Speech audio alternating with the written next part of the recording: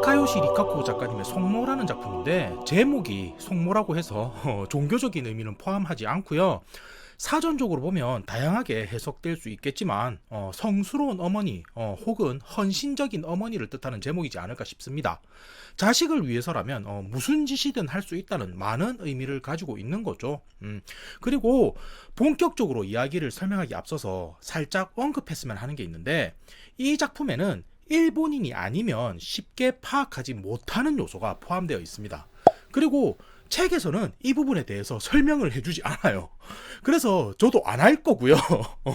작품 후반부에 가서는 추가적으로 이야기를 덧붙이게 되지 않을까 싶은데, 전체적으로 봤을 때 그렇게 중요한 요소라고는 생각되지 않기 때문에 미리 가볍게 이런 게 있을 거다 정도만 언급하고 넘어가겠습니다. 자, 그럼 진짜 이야기 설명으로 넘어갈 텐데, 이 작품은 크게 3명의 등장인물을 중심으로 해서 이야기가 흘러가거든요. 그래서 메인이 되는 등장인물 소개부터 먼저 드렸으면 하는데, 우선 호남이라는 이름의 어머니가 계시고요. 46세의 가정주부면서 프리랜스 번역가라고 설명을 합니다. 어찌 보면 이 작품의 주인공이라고도 할 수가 있으니 이분이 성모겠죠.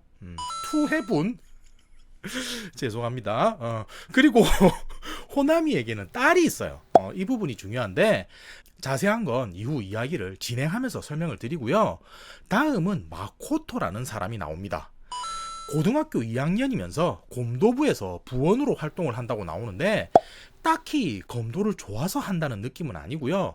신체적 접촉이 적은 부활동을 고르다 보니 선택한 거라고 나와요. 그리고 간혹 마트에서 아르바이트도 한다고 나오는데, 미리 말씀드리자면 이 사람이 범인입니다. 근데 이 작품은 누가 범인인지는 중요하지 않아요. 그래서 말씀드리는 거고요. 짧은 머리에 여성들에게 인기가 많다고 묘사가 되는데, 작중에서는 항상 커다란 가방을 가지고 다닌다고 묘사가 됩니다. 그러니까 여기에다가 뭐 죽도라든지 호구 같은 걸 넣어 다닌다는 설정인 거죠. 검도를 하니까.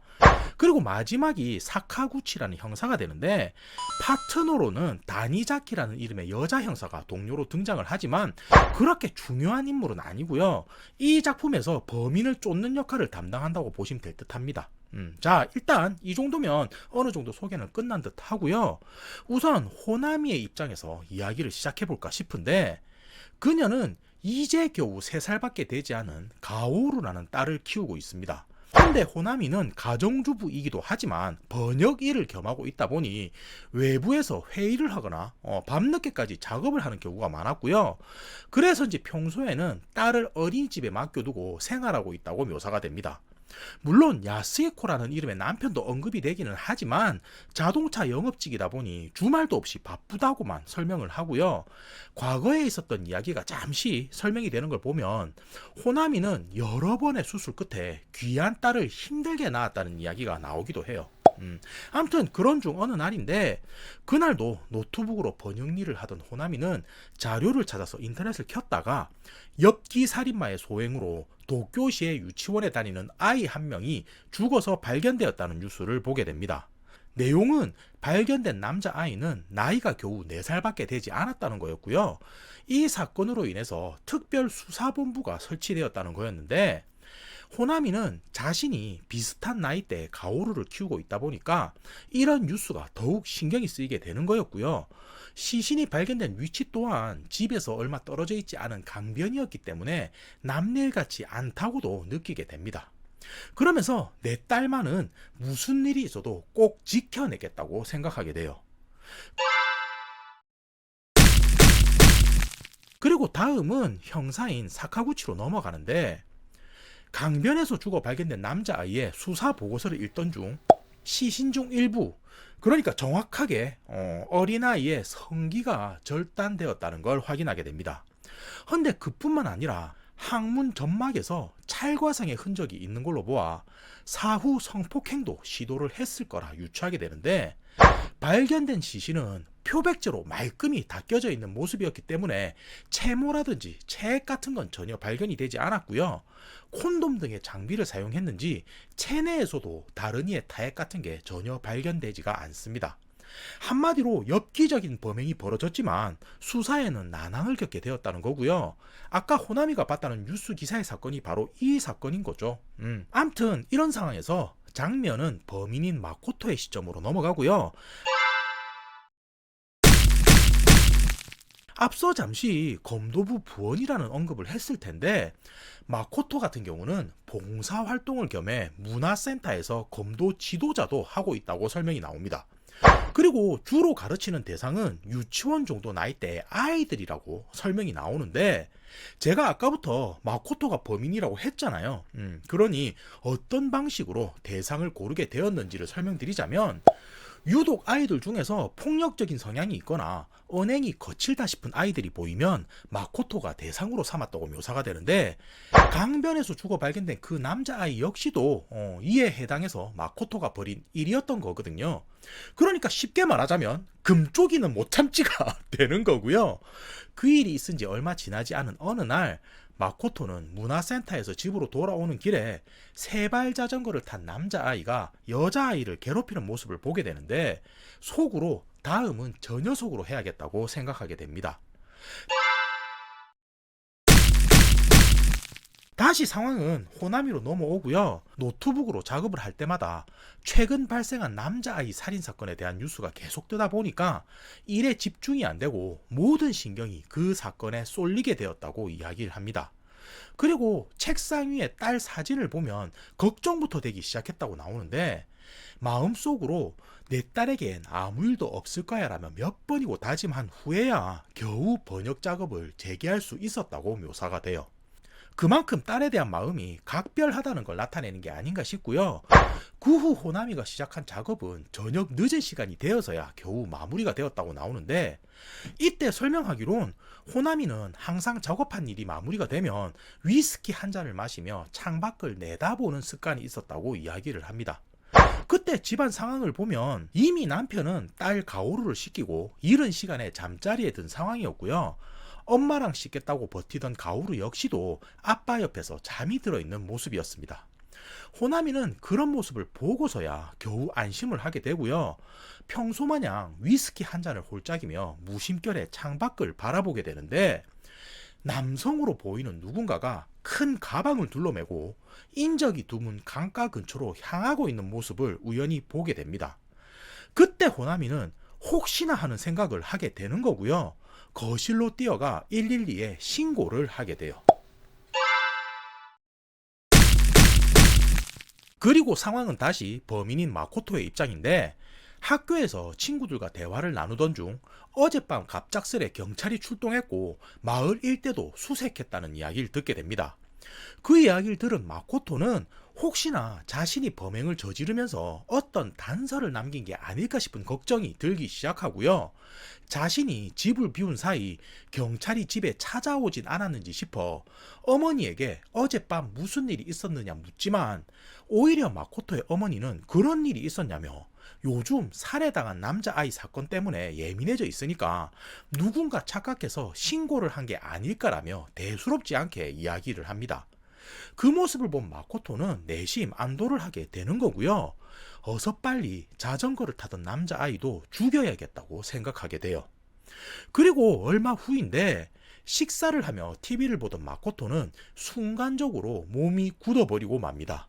그게 왜 그런 거였냐면 강변에서 발견된 남자아이에 대한 뉴스를 TV에선 보여주고 있었는데 죽은 소녀는 살해당한 뒤 성폭행을 당한 흔적이 발견되었다는 내용이 나왔기 때문이었어요. 근데 마코토는 자신이 범인이기 때문에 그런 짓을 하지 않았다는 걸 누구보다 분명히 알고 있었고요. 자신이 살인을 저지른 후 누군가 시신을 욕보였다는 생각이 들자 혼란이 오기 시작합니다. 그리고 장면은 사카구치로 넘어오고요.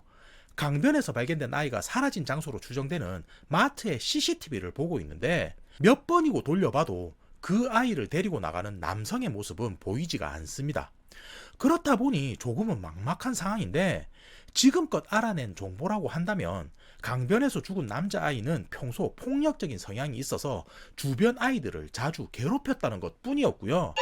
처음엔 가족들, 특히 죽은 아이의 아버지가 벌인 범행이지 않을까 싶었지만 그마저도 얼마 지나지 않아 알리바이를 확인하게 됩니다. 그러니까 요약하면 말썽꾸러기 4살짜리 남자아이를 범인은 마트에서 유인해서 조용히 밖으로 데리고 나갔는데 그게 가족도 아니고 CCTV에도 목격이 되지 않았다는 상황인 거죠. 그래서 사카구치는 이게 어찌 된 걸까 고민만 하고 있는데 그때 누군가로부터 전화가 걸려오고요. 확인해 보니 일전에 범인을 보았다고 신고 전화를 했던 여성이었습니다. 그러니까 호남이가 되는 거죠. 그녀는 자신이 범인을 신고했는데 왜 잡혔다는 소식이 들리지 않는 거냐 묻게 되고요. 사카구치는 사건과 관련된 정보는 드릴 수가 없다고 대답하게 됩니다.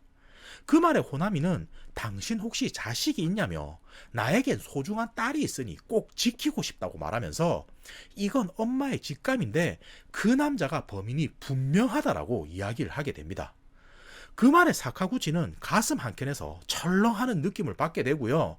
곤란한 듯 하면서도 이야기를 이어가는 것이 일전에 신고를 받고 출동해서 수상한 남자를 조사했는데 과거 이력을 보면 상당히 의심스럽긴 하지만 사건 당시 알리바이가 확인되었기 때문에 범인으로 단정짓기는 힘들다는 이야기를 해주게 됩니다. 그 말을 들은 호나미는 겨우 감정을 누그러뜨리고 통화는 마무리하게 되는 건데 곁에서 듣고 있던 다니자키가 하는 말이 일전에 조사한 남성의 이름은 다테시나였다고 이야기를 하고요. 4년 전 인근의 중고생을 상대로 성범죄를 저질렀는데 체포된 후 소년원에서 복역을 하다 얼마 전 출소했다는 이야기를 전해줍니다. 그러면서 성범죄자들은 인격이고 뭐고 없으니까 신원을 공개하는 매건법을 일본에도 도입해야 하지 않냐는 이야기를 꺼내게 되는 건데 여기서 말하는 매건법이 뭐냐면요. 성범죄 전과가 있는 인물의 정보를 지역마다 뿌려서 거주 단위로 감시하자는 법이었고요. 미국을 시작으로 해서 영국과 한국이 이 법률을 시행하고 있다며 왜 일본은 그러지 않는 건지 모르겠다는 이야기를 하는 거였죠. 아무튼 그런 일이 있었고요. 두 사람은 마트에서 범인이 어떻게 아이를 데리고 빠져나갔을까를 고민하던 중 아르바이트생 하나가 커다란 호구 가방을 들고 퇴근하는 모습을 보게 됩니다. 이때 사카구치는 저 정도 크기의 가방이라면 어린아이도 들어가지 않을까 하는 생각을 하게 되고요. 아르바이트생을 불러서 몇 가지를 이제 물어보게 되는 건데 이 사람이 바로 범인인 마코토였고요. 사건 당일에도 근무를 했다는 사실을 확인하게 되지만 대화를 나눠보니 마코토는 말끔한 외모에 예의가 바른 학생이었고 어린 남자아이를 죽인 후 성폭행을 가할 것 마냥 보이지도 않았기 때문에 간단한 질문 몇 개만 한 후 돌려보내게 됩니다. 그리고 여기서부터는 마코토의 시점인데 경찰이 불러서 당황하긴 했지만 사실 마코토는 더 신경 쓰이는 존재가 있었습니다. 그건 누가 시신을 범했을까 하는 거였는데 만약 자신이 범행을 저지르는 장면을 누군가 보았다고 한다면 경찰에 신고를 하던지 아님 자신에게 연락해서 협박을 가하던지 할 터인데 그런 모습이 전혀 보이지가 않았던 거죠. 그래서 이게 어찌 된 걸까 고민하던 마코토는 시신을 발견한 정신 이상자가 우연히 벌인 해프닝이지 않을까 하게 되고요. 그렇게 생각하니 조금은 마음이 편해지는 걸 느끼게 됩니다. 그리고 집으로 돌아가던 길에 자전거를 탄 남자아이를 또 한 번 마주치게 되는데 주변을 둘러보자 아무도 없다는 걸 확인하게 되고요. 때마침 집도 비어 있었기 때문에 오늘이 기회라고 생각한 마코토는 소년을 자신의 방으로 유인한 후 목을 졸라 죽이게 됩니다. 그리고 서랍에서 꺼낸 면도날로 남자아이의 성기를 잘라낸 후 커다란 호구 가방에 150리터짜리 쓰레기 봉투를 겹쳐놓고 그 아이의 시신을 밀어넣게 되는 건데 갑자기 현관문이 덜컥하며 어머니가 집으로 들어오는 소리를 듣게 됩니다. 순간 마코토는 당황하긴 했지만 간신히 시신을 숨기는 데는 성공하게 되고요. 얼굴을 내밀고 생각보다 일찍 오셨네요라며 인사를 하자 어머니는 당황한 모습의 마코토를 보더니 이마에 손을 올리곤 열은 없네 하며 거실 쪽으로 향하게 돼요. 그 모습을 확인하고 나서야 마코토는 학교에 검도 훈련이 있다며 집을 빠져나오게 되고요. 시신이 들어간 호구 가방을 가지고는 평소 눈여겨두었던 폐쇄된 병원 부지로 찾아가 으슥한 모퉁이 한쪽에 시신을 뉘고선 유유히 빠져나오게 됩니다. 그리고 아무렇지 않은 듯 학교로 향해 검도 훈련에 참여하게 된 건데, 몇 번의 위기는 있었지만 나름 훌륭히 대처했다 생각한 마코토는 후배 중 한 명이 다가와선 하는 말에 깜짝 놀라고 말아요. 그건 얼굴이 어찌 된 거냐는 말이었는데, 뭔가 싶어 거울을 보고서야 두 번째 아이를 목 졸라 죽일 때 손톱이 얼굴을 스치며 상처가 났다는 걸 깨닫게 됩니다. 이때 마코토는 생각하는 게, 시신을 처리하며 꼼꼼히 닦기는 했지만 혹시 손톱 사이에 내 피부 조직이 남겨져 있는 건 아닐까 하는 걱정이 되기 시작해요. 다시 장면은 호나미 쪽으로 넘어오는데, 경찰에게 신고했지만 범인일 거라 생각했던 남성이 잡히지 않자 불안한 마음은 더욱 커지게 되고요. 틈이 날 때마다 쌍안경을 꺼내 창밖을 둘러보게 됩니다. 헌데 그러던 중 커다란 가방을 든 남성이 으슥한 지역으로 향하는 모습을 보게 되고요. 어딘가 익숙한 모습이다 싶어 몰래 내려와 뒤를 쫓게 됩니다. 그 남성은 강변 주변에 위치한 4구역이라는 텃밭으로 가더니 무언가 작업을 하는 듯 보였지만 그게 오래 지속되지는 않았고요. 얼마 지나지 않아서 다른 곳으로 향하게 되는데, 따라가 보니 그곳은 그 남성의 집이었고 그곳에 살고 있는 남성의 이름이 다테시나라는 것도 확인하게 됩니다. 그러니까 처음에 호나미가 의심스럽다며 신고했던 남성이 다테시나였던 거잖아요. 그러니 이후로도 계속 호나미는 이 남성이 범인이라고 의심하고 있는 상황인 거죠. 그러면서 호나미는 이 남자가 진짜 텃밭을 가꾸는 게 맞을까라고 생각을 하게 되고요. 그렇다고 하더라도 왜 이런 밤중에 작업을 하지라며 의심하게 되는데, 결론은 범행을 저지른 후에 알리바이를 만들려는 수단일 거라 생각하게 되고, 자신이 범인을 알려줬음에도 체포하지 않는 경찰들에 대해서 분노하게 됩니다. 그러면서 분명 어딘가에 흔적이 있을 거라고 생각한 호나미는 경찰이 움직일 증거를 스스로 찾아야겠다고 생각하게 돼요. 그리고 이제 며칠 뒤인데, 호나미는 하루 종일 다테시나라는 남성을 미행하게 됩니다. 일반인이 하는 어설픈 미행이기는 했지만 다테시나는 평범한 중년 여성을 그닥 신경 쓰지를 않았고요.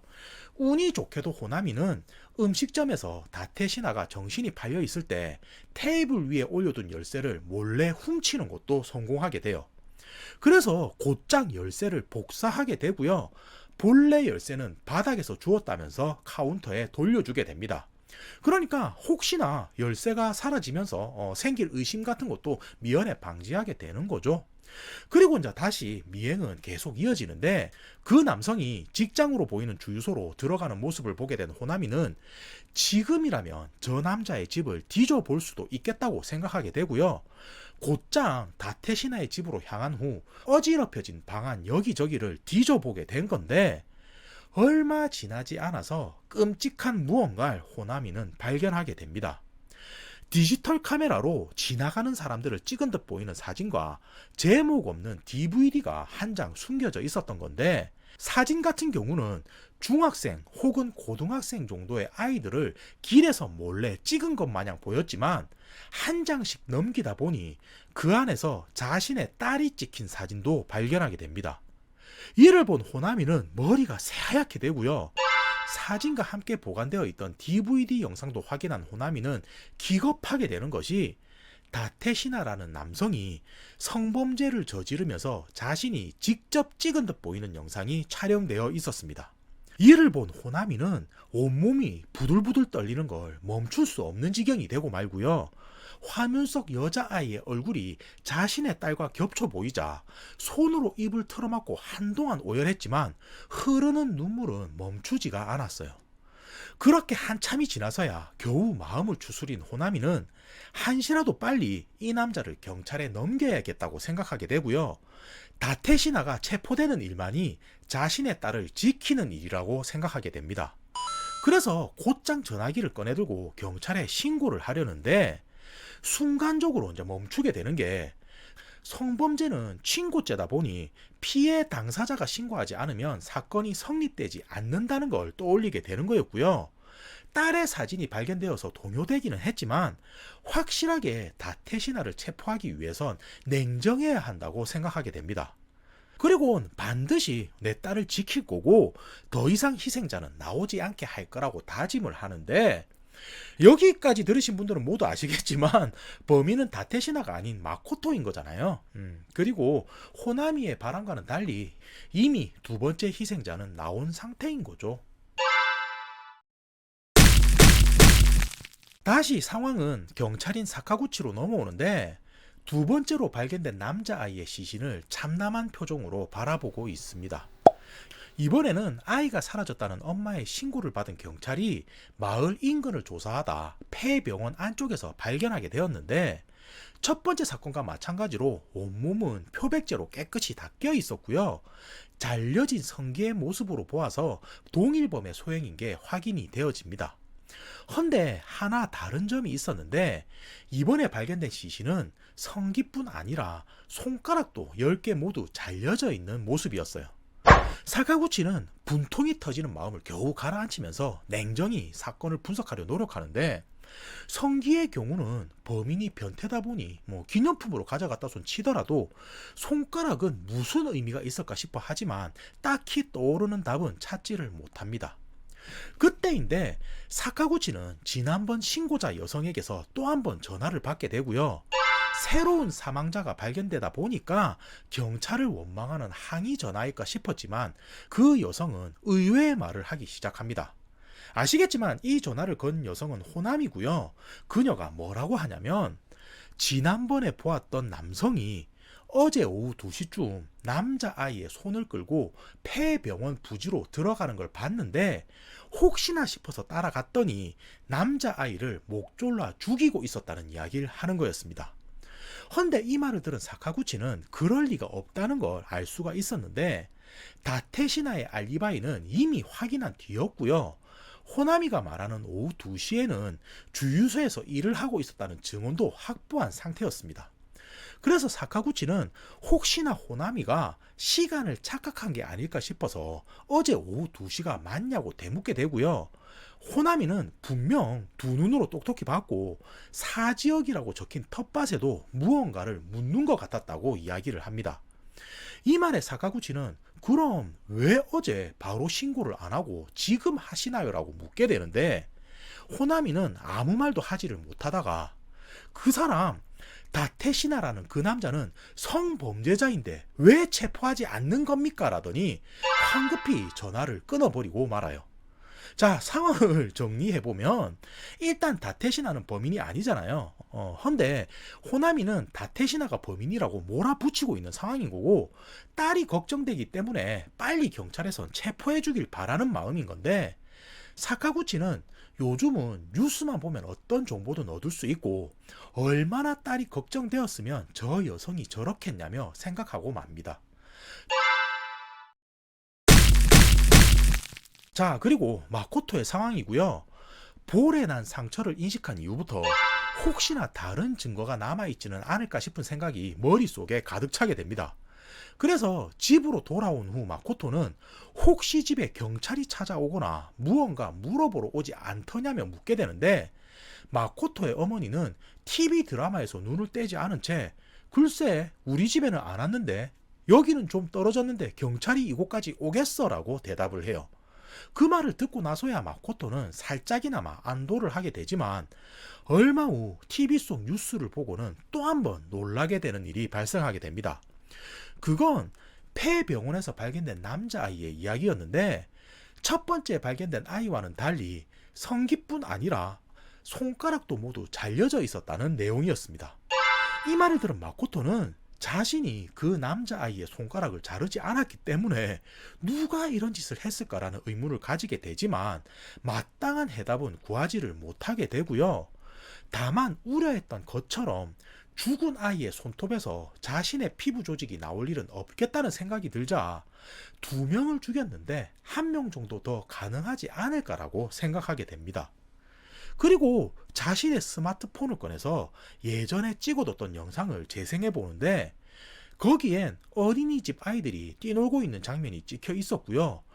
그중 가오루라는 여자아이가 촬영된 장면에서 마코토는 화면을 멈추게 됩니다.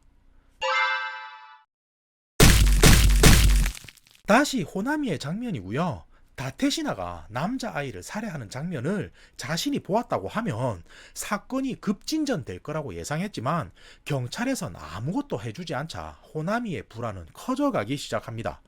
게다가 다테시나의 집에서 딸아이의 사진도 발견되었기 때문에 어떻게든 해야겠다고 호나미는 생각하게 되는데, 결국 다다른 결말은 경찰에서 해주지 않는다면 내 손으로라도 그 녀석을 죽여야겠다고 다짐하게 됩니다.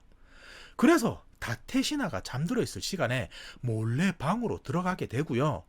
포장용 비닐끈으로 만든 올가미를 다테시나의 목에 걸곤 조르게 돼요.